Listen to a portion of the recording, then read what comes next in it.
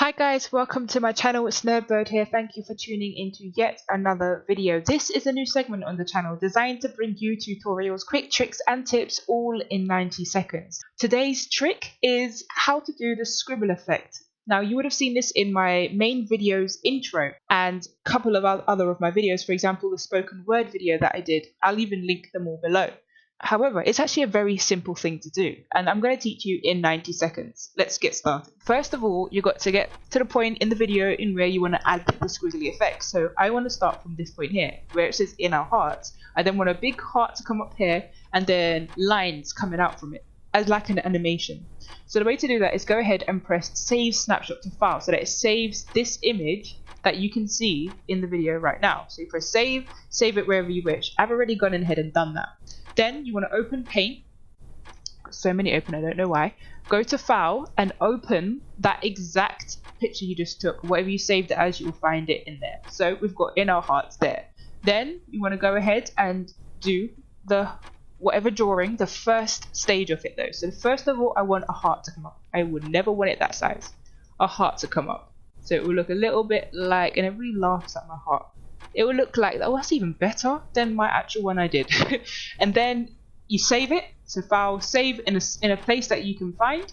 And then you go ahead and do the next stage of the animation. Save that. Do the next stage of the animation. Save that. Do the next stage of the animation. Save that. Do the next stage of the animation. Save that. Then when you're finished, you will have them all like this. And when you add them, they will look something like this. Guys, our time is running out, but we're finished. We're done. We just need to crop it. We're good. We're good to go. Give me 5 more seconds, guys. The time is up. The time is up. Wow, that timer is actually annoying me. Alright, guys, so as you'll see now, we've got it all in place. I just need to crop them into position. So we want it to stop where this one starts, right? So you just press S to split the screen, remember? You want to press S to split the clip, sorry, not the screen.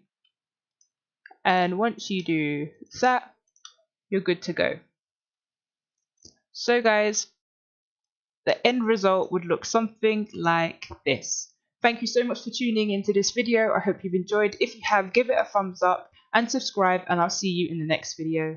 Enjoy. In our hearts, and it will warm our palms when we are finally home. When we are